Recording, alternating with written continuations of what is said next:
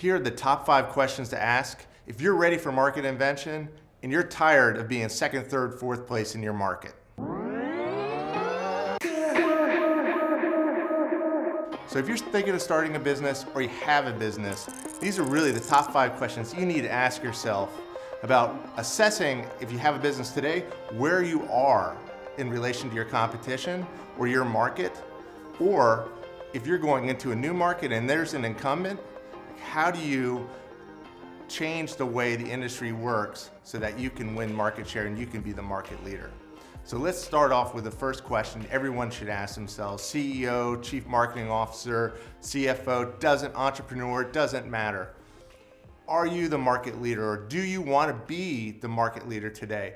And you could be the market leader, or you could be number 2, 3, or 4, and this is kind of a trick question, because if you're the market leader today, the question is really about, do you want to stay the market leader? Because if you don't want to stay the market leader, then, which is probably not the case, then just coast in as usual. But if you really want to stay the market leader, you're going to probably need to disrupt the industry. And if you're number 2, 3, or 4, like we've seen, the dynamics, really the law of market invention is there's no way you can take down the number 1 spot unless you're creating a new market opportunity, that which represents the future of the current market today. Second, is it a mature market? Are you in a mature market today? And this is important because you need to know this. If you're number 1, the longer the market has been mature, or the older the market is, the less time you have for someone coming in to disrupt. So I always say the older the market, the easier it is to disrupt, or the sooner, meaning the smaller window you have, there's somebody coming in and disrupting your space. So again, if you're a market leader, you really need to think about your time window here and your sense of urgency. Now, if you're number 2, 3, or 4 here, and you think about a mature market, say it's insurance, or say it's anything like cable television. Now, if you were to come into a new market there, and everybody's got the customers, right? In insurance especially, there are no new customers, and insurance people will tell you that the only new customers are 16-year-olds, certainly in the auto industry, and they're high-risk customers, so you don't really want them. And if you really think about it in the mature market, then you're going to have to steal. And if you're going to have to steal clients from other people, then, and I'm sure there's new clients that aren't part of category, but just the question again asked is how mature it is, you're still never going to take down the number 1 spot. So you think about how mature the market is, and that determines. Now, if you're number 2, 3, or 4, I really prefer you be closer to the second, and it's an early stage market, and you're in a race, then that may be the question is, like, can I beat that other person that may have either a leg up on me or something else? Think of Lyft and Uber, right? Still early market development stages.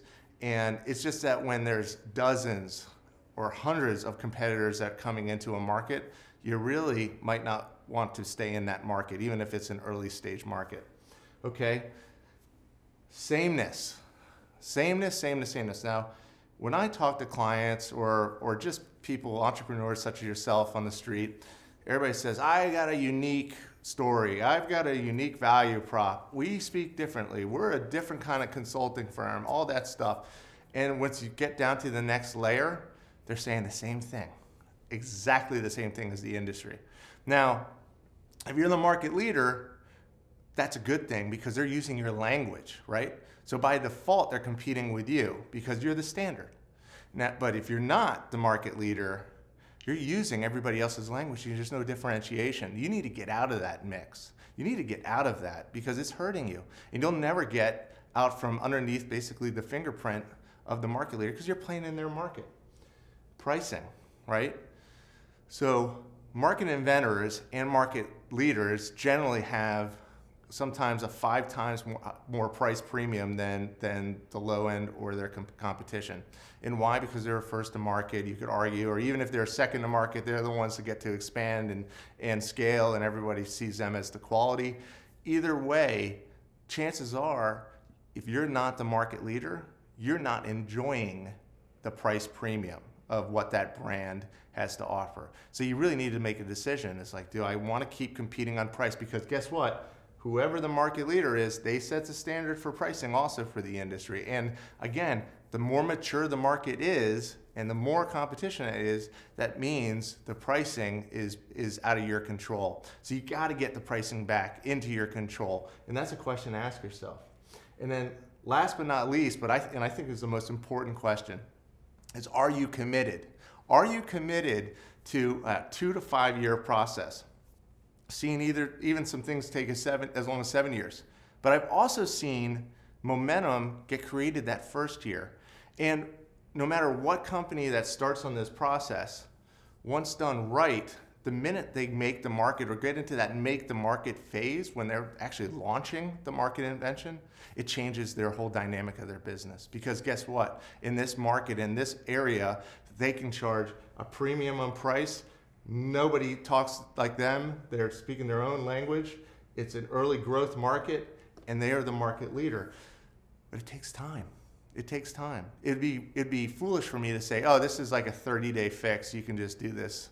You know, and I think the 2 to 5 year commitment really boils down to how large the market invention opportunity is. Because time and money takes more the larger it is. Now, there's some efficiency too, of course, because someone could be thinking too small, and that could actually be limiting themselves, and it could take the same level of investment at that small idea, that small market invention idea, to do something that's scalable, that reaches a larger market value. So again, if you want to think about this and you really want to change the game for your business, or you're thinking about getting into business, don't do it until you've asked yourself, am I the market leader, or do I want to be the market leader? Is this a mature market that I'm in today? I mean, is there any hope to disrupt that market? Either disrupt it and change something because it is an old legacy market that hasn't changed in years, or I'm the leader and it's about time somebody changes it. So I better change it myself so I can maintain my leadership level. Am I saying that in looking like everyone else? I can tell you the advertising industry looks the same as everyone else. I'll tell you that right now. Search marketing companies look the same as everyone else because they are the sameness. It's all the sameness. Insurance companies the same. Pricing. Am I willing, do I want to control pricing rather than pricing control me? And then, am I really committed to this? Because it's going to take time, it's going to take training, it takes a lot of things. And again, it doesn't have to be a huge seismic shift of like disrupting an entire industry. Sometimes it could be a new product line.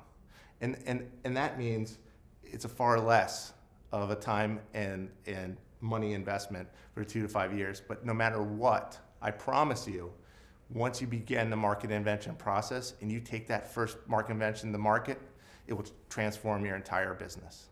Thanks again, all you market inventors. Feedback's been tremendous. We're hoping this transforms your business. If you could subscribe or follow, I'd love to hear from you, and thanks again.